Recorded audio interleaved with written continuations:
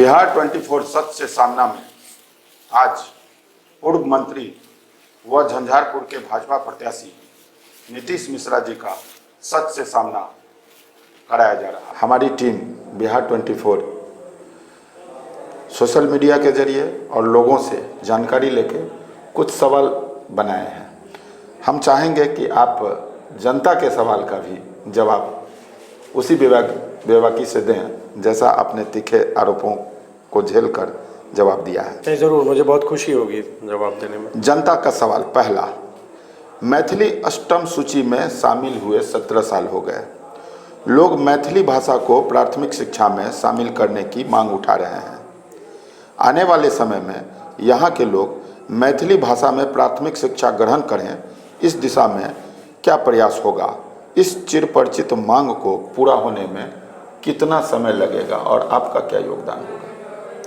देखिए, मैं स्पष्ट छे और हम चाहब कि एकर उत्तर हम मैथिली में दिए हम कि एक तो बहुत प्रसन्नता के विषय ये है कि देश में लगभग 34 वर्ष बाद राष्ट्रीय शिक्षा नीति एले है जी। और हम ही माने छी जे व्यक्ति राष्ट्रीय शिक्षा नीति के विस्तार से होकर अध्ययन केने हथिन उनका जरूर ही भरोसा हेतन और वो पॉलिसी में देखने हथिन कि ना सिर्फ मैथिली बल्कि देश के विभिन्न क्षेत्रीय भाषा जे स्थान ले महत्व राखे छे या जे भाषा जे स्थान के छे ओकर पढ़ाई अनिवार्य रूप से ओहि में छे, मतलब इनबिल्ट छे। अब हमरा और अहाँ के प्रयास नहीं करे के हेते या फॉर दैट मैटर कोनो पॉलिसी मेकर के आप किछ करे के नहीं हेते, क्योंकि अब राष्ट्रीय शिक्षा नीति बन चुकल छे जी। अब धीरे धीरे राष्ट्रीय शिक्षा नीति के रोल आउट हेते, मतलब अब ओकर जे काज छे राष्ट्रीय शिक्षा नीति के तहत अब धीरे धीरे ओकर इम्प्लीमेंटेशन प्लान बनते और इम्प्लीमेंटेशन प्लान के एक तरह से फॉलोअप शुरू हेते। तो ओहि में ऑलरेडी प्रोविजन छे। तो ये बात सत्य जरूर है कि लोग के मन में ये बात जरूर छे कि मैथिली अष्टम सूची में छे, लेकिन ओकर बादो जे मैथिली के जे स्थान ओहि ढंग से होय के चाहिए या जे ओकर महत्वता छे या जे ढंग से हमर ओकर व्यापक ओकर बढ़ाव जो फैलाव होय के चाहिए से नहीं भ रहा है। लेकिन हमरा पूर्ण विश्वास है कि जेना जेना राष्ट्रीय शिक्षा नीति के विस्तार होते जेते अपन मैथिली के और जे लोग जे विद्यार्थी इच्छुक छथि कि नहीं हम मैथिली में अपन प्रारंभिक शिक्षा में हम अपन ऑप्शन हम ले चाहे छी उनका ही अवसर भेटतन। तो मुझको लगता है कि आने वाले समय में जो आपका ये प्रश्न है ये प्रश्न रेलेवेंट नहीं रह जाएगा जैसे ही हमारी राष्ट्रीय शिक्षा नीति पूर्ण रूप से वो लागू हो जाती है। केंद्र सरकार ने अष्टम सूची में शामिल करवाया और केंद्र सरकार के द्वारा ही राष्ट्रीय शिक्षा नीति लाई गई जिससे मैथिली मजबूत हो रहा है। राज्य सरकार के स्तर से जैसे अन्य राज्यों में बांग्ला, आसाम, उड़िया में देखा गया अष्टम सूची में शामिल होते ही प्राथमिक शिक्षा में उनको शामिल किया गया। लोग 17 साल 16 साल इंतजार करते रहे, इसीलिए लोगों के मन में अब धैर्य जवाब देता जा रहा है। नहीं देखिए, एक तो अगर इस पर अगर हम कुछ कहें अब क्या हुआ हम उस पर तो अब नहीं कहेंगे, क्योंकि बीच में तो ऐसा समय आ गया था कि आप कॉम्पिटिटिव एग्जाम से भी मैथिली को हटा दिया गया था जी। अब लोगों को स्मरण नहीं होगा, बीपीएससी में ऑप्शन नहीं था मैथिली का जी। जो एक ऐसा दौर आया, हम उस दौर की जिक्र आ ही जाएगी क्योंकि बिहार के इतिहास में उन 15 वर्षों को आप भूल नहीं सकते हैं, ना कोई आप हटा सकते हैं। तो जो हमारी जो प्रवेश परीक्षाएँ थीं, जो कॉम्पिटिटिव एग्ज़ाम्स थे, तो मैथिली का ऑप्शन नहीं था, लेकिन नीतीश जी के ही द्वारा फिर उसको जोड़ा भी गया। तो मुझको लगता है कि सबसे बड़ी मांग अष्टम सूची वाली हो गई। आने वाले समय में अब क्या हुआ नहीं हुआ, आज हम उस पर कितनी भी चर्चा कर लें, अब उससे कोई रिजल्ट नहीं आना है। हम सिर्फ आगे देख रहे हैं, हम आगे देख रहे हैं और मुझको पूरा विश्वास है जो करोड़ों लोग ना सिर्फ बिहार में बल्कि देश में या विदेश में भी जो मिथिला से जुड़े हुए लोग हैं, जिनको मैथिली का सम्मान है और जो चाहते हैं कि नहीं मैथिली का उस ढंग से उसको सम्मान मिलना चाहिए, आने वाले समय वो निश्चित मिलेगा क्योंकि राष्ट्रीय शिक्षा नीति अब स्वीकृत हो चुकी है, वो देश में लागू हो चुका है। आम जनता का एक सवाल बड़ा दिलचस्प है। इस बार विधानसभा में कुल 18 प्रत्याशी चुनावी मैदान में हैं। झंझारपुर की जनता, आम जनता, उन 18 प्रत्याशियों में सिर्फ आपको अपना मत दें, ऐसा क्या विशेष है आप में? देखिए, विशेष तो मैं नहीं कहूँगा, मैं तो हर एक जगह जा रहा हूँ, तो मैं यही कह रहा हूँ कि मैं ये तो नहीं कह सकता कि मैं सबसे अच्छा हूँ या मैं सर्वश्रेष्ठ हूँ, लेकिन जब आप चुनाव लड़ने जाते हैं तो उन व्यक्तियों में से आपको चुनना होता है। तो मतदाता को ये तय करना है कि जो हमारे 18 प्रत्याशी चुनाव में हैं, जैसे झंझारपुर विधानसभा में 18 प्रत्याशी चुनाव लड़ रहे हैं, तो लोगों को तो वोट इन 18 में ही लोगों को देना है। रहा आपने जो प्रश्न पूछा कि जनता मुझे क्यों चुने, मैं तो यही कहूँगा कि देखिए 10 वर्ष मैं झंझारपुर ब्लॉक का एमएलए रहा, क्योंकि मैं ब्लॉक इसलिए कह रहा हूँ कि कभी कभी लोग को याद नहीं रहता है कि 2010 में झंझारपुर विधानसभा का नया परिसीमन हुआ। 2005 से 2010 झंझारपुर का एक अलग स्वरूप था, 2010 से 2015 एक अलग स्वरूप हुआ। तो यूँ कहने के लिए तो मैं झंझारपुर विधानसभा का 10 वर्ष विधायक रहा, लेकिन आप जैसे कह लेंगे जो लखनऊ प्रखंड है या मधेपुर के जो 6 पंचायत जुड़े हैं उनका मैं 5 वर्षीय विधायक था। हाँ, झंझारपुर प्रखंड का मैं 10 वर्ष में विधायक था। एक तो मैं ये ज़रूर कहूँगा, मैं प्रारंभ में भी मैंने कहा था कि मैं झंझारपुर के साथ मेरा संबंध सिर्फ एक क्षेत्र का नहीं है। झंझारपुर को मैं एक परिवार मानता हूँ और मैं ये मानता हूँ कि अगर झंझारपुर में किसी भी गांव में किसी परिवार में अगर 4 सदस्य हैं तो 5वां सदस्य वो मुझको माने, मैं उनके अपने परिवार का सदस्य मैं मानता हूँ। मैं बहुत उम्मीदें लेके बहुत कुछ लेके मैं आया हूँ राजनीति में, कुछ अच्छा करने के लिए ही आया हूँ। आज भी मेरे बहुत सारे मित्र हैं जिन्होंने हम लोगों ने साथ पढ़ाई की, कोई वापस नहीं लौटा, सब कहीं बड़े शहरों में है या दूसरे देशों में है। मेरा काम लोगों के सामने है और झंझारपुर के लोगों की मैंने सही मायने में, अगर आप शायद विश्वास करें या ना कर पाएँ, दिल से सेवा की है और मैंने मानवीय संवेदना के साथ राजनीति की है। कभी भी स्थानीय मुद्दे, मुझको लगा जनप्रतिनिधि जब वो निर्वाचित होता है वो सबों के लिए होता है। बहुत बार देखते हैं कि लोग भेद करने लगते हैं।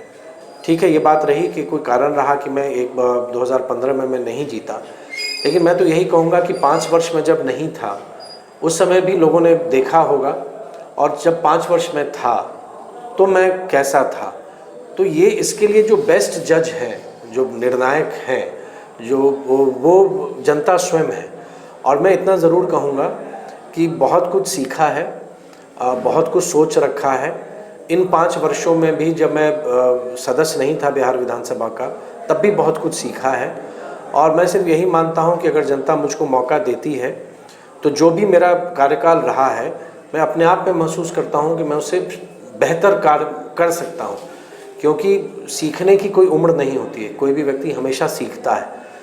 तो और मुझको लगता है कि अभी एक समय है, क्योंकि केंद्र में भी हम लोग की सरकार है, तो आज एक समय है कि अगर झंझारपुर और बिहार को ये संयोग मिला है कि एक लंबे समय के बाद अगर बिहार में भी एनडीए की सरकार बनती है, वहाँ जब बिहार की जनता ने ही एनडीए की सरकार बनाई है 40 में 39 सीट देके, एक अच्छा अवसर है कि अगर झंझारपुर को हम लोग एक मेन स्ट्रीम में ले आए, एक बड़े बड़े प्रोजेक्ट्स हम लोग ला सकें। किसने सोचा था कि जैसे हमने मेडिकल कॉलेज की बात किया, झंझारपुर में पॉलीटेक्निक भी है, तो ये तो यहीं के बच्चों के लिए है, यहीं के लोगों के लिए है। और मुझको लगता है कि अब इसमें ज़्यादा क्या कहूँ, मतलब लोगों ने देखा है मेरे काम को, अब ये निर्णय उनको लेना है। और मैं सिर्फ इतना ही कह सकता हूँ कि अपनी क्षमता के अनुसार, जिसको कहते हैं ना to best of my ability, कि मेरी अपनी क्षमता जितनी है उस क्षमता का मैं इस्तेमाल झंझारपुर के मान सम्मान को हमेशा बढ़ाया है। ग्रामीण विकास मंत्री के तौर पर मुझको 3 राष्ट्रीय पुरस्कार मिले, तो झंझारपुर ने अगर नहीं जिताया होता तो वो मैं मंत्री नहीं होता। झंझारपुर के मान सम्मान को बढ़ाया। एमटीवी ने 2008 में यूथ आइकॉन बनाया, तो झंझारपुर का भी मैंने गौरव बढ़ाया कि झंझारपुर का विधायक यूथ आइकॉन बना। तो जब तक झंझारपुर के लोगों ने जो विश्वास किया, मैंने झंझारपुर के मान सम्मान और उसकी जो एक ख्याति है उसको बढ़ाने का प्रयास किया है, और हमेशा झंझारपुर को एक डेवलपमेंट के मॉडल पर एक आदर्श और एक अलग स्थान देने की हमेशा कोशिश की है और आगे भी करता रहूँगा। सोशल मीडिया से विभिन्न प्रकार के सवालों में एक महत्वपूर्ण सवाल और पूछा जा रहा है। पिछले चुनाव में आप राजद के प्रत्याशी गुलाब यादव से 834 संभवतः मत से हार गए थे।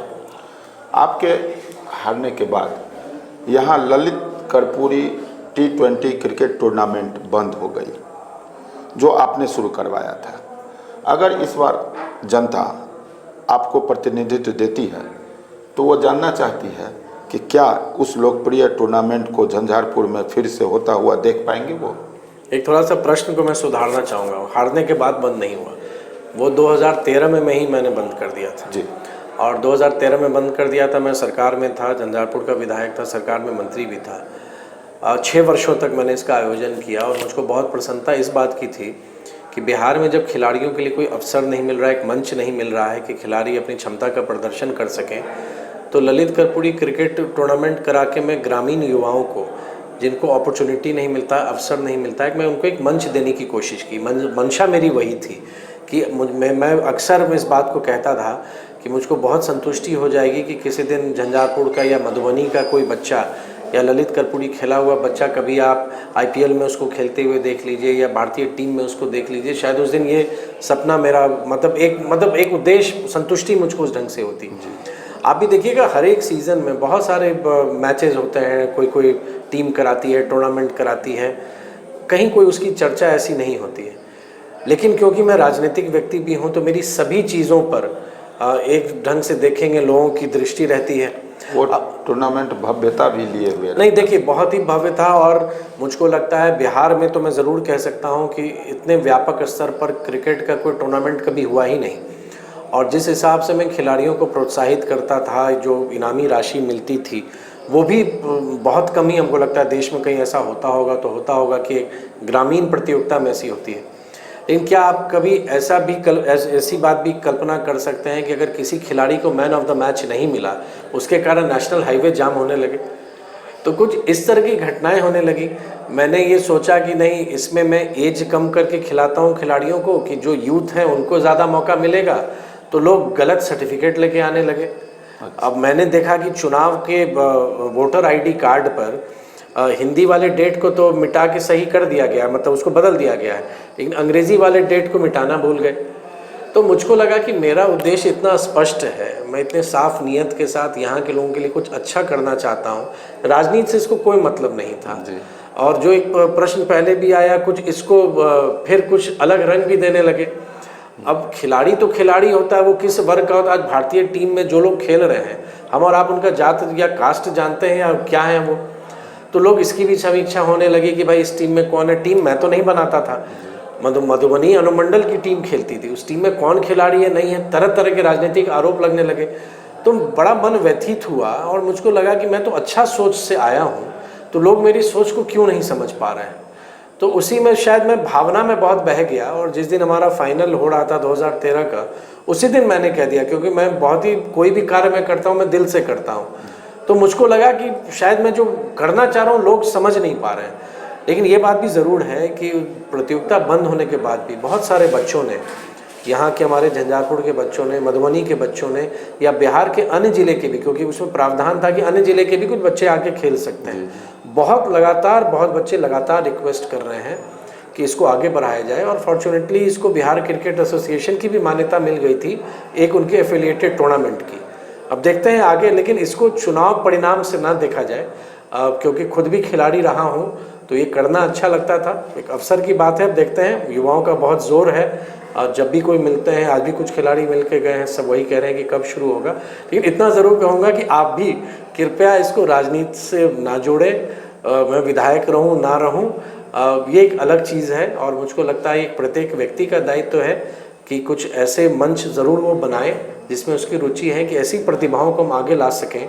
अब वो समय नहीं है कि बड़े शहरों के ही बच्चे आगे बढ़ते हैं, आज ग्रामीण अंचलों के भी बच्चे भी मुख्य धारा में आ रहे हैं। झंझारपुर में एकलव्य योजना शुरू कराया, इस पर तो लोगों का ध्यान नहीं जाता है कि बहुत कम जगह आपको मिलेंगे जहाँ पे एकलव्य स्कीम चल रही है, और वो आवासीय स्कीम है सरकार की, और जिसमें खिलाड़ियों को प्रोत्साहित किया जाता है, उनको सिखाया जाता है। लेकिन कितने लोग इस बात को जान रहे हैं मैं नहीं जानता हूँ, लेकिन आज झंझारपुर में मैंने ही उसकी शुरुआत करवाई थी।